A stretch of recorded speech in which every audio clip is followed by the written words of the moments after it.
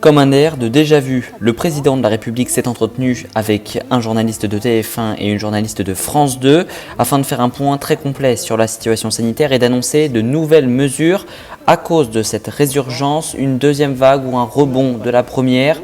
Emmanuel Macron a été très ferme et a présenté de nombreuses mesures que nous vous détaillons en direct depuis 19h55 sur notre compte Twitter, @groupeinfotv, et les voici sur notre infographie récapitulative. Emmanuel Macron a présenté en premier lieu les services de réanimation occupés par les patients Covid. Il y en a 30% jusqu'à la fin de l'année. Avec Noël, la grippe et les vacances, eh bien, ces réanimations pourraient augmenter jusqu'à 50, 70 voire 100% d'occupation, alors même que les réanimations sont toujours pleines à cause d'autres hospitalisations autres que les patients Covid, à l'inverse du mois d'avril. Nous n'avons pas perdu le contrôle, mais la situation est inquiétante et elle durera jusqu'à l'été 2021 au moins. Emmanuel Macron précise qu'il faut vivre avec le virus et qu'il faut diviser par 5 le nombre de cas positifs par jour, alors que nous sommes à plus de 20 000 actuellement. Et pour cela, il faut réduire les contacts privés principalement. La règle, c'est 6 personnes maximum dans les restaurants ou dans les réunions familiales.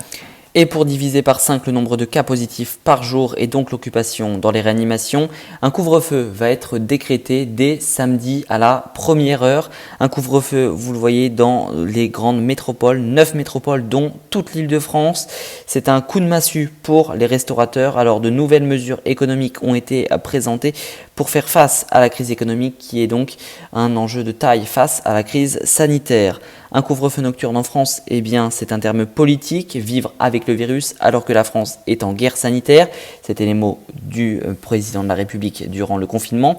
Et il y a eu plusieurs expériences en France, vous les voyez à gauche de votre écran, et les autres pays européens s'y mettent également, en Angleterre, en Allemagne, en Écosse et en Belgique.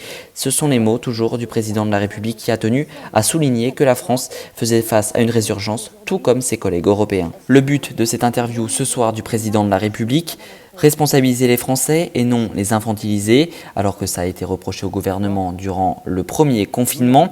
Pour cela, aucune restriction de transport ni entre les régions. Les Français doivent et peuvent partir en vacances de la Toussaint. Emmanuel Macron a présenté une nouvelle stratégie afin de limiter au maximum cette deuxième vague.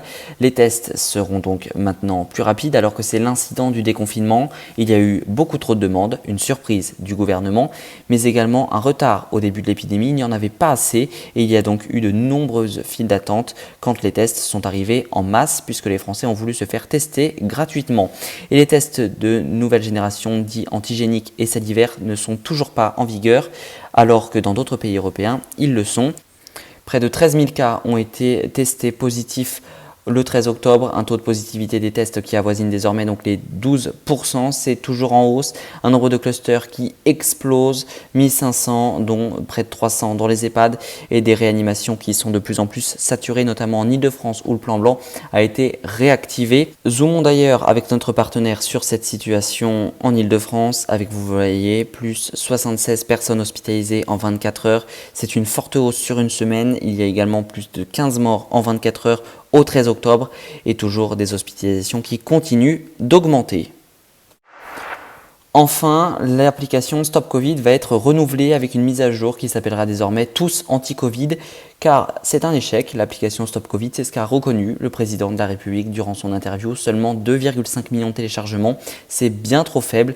400 cas ont été donc recensés et ont permis d'être évités. Et c'est donc un gros échec pour le gouvernement qui a fait donc moins bien que ses collègues européens.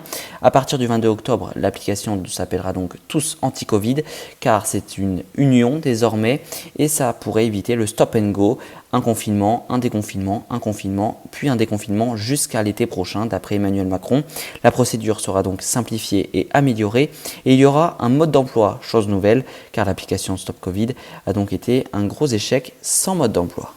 Enfin, si vous voulez en savoir plus sur cette application Stop Covid, n'hésitez pas à consulter notre débat réalisé il y a quelques jours sur notre chaîne YouTube sur InfoTV.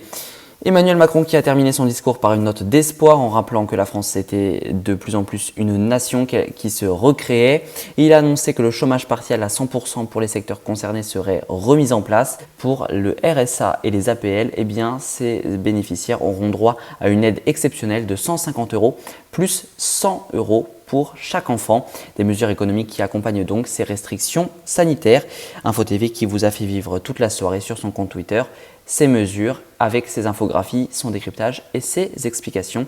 Samedi, vous avez rendez-vous avec Théo Tornet pour votre émission Faut-il qui sera consacrée à l'automatisme. Belle soirée.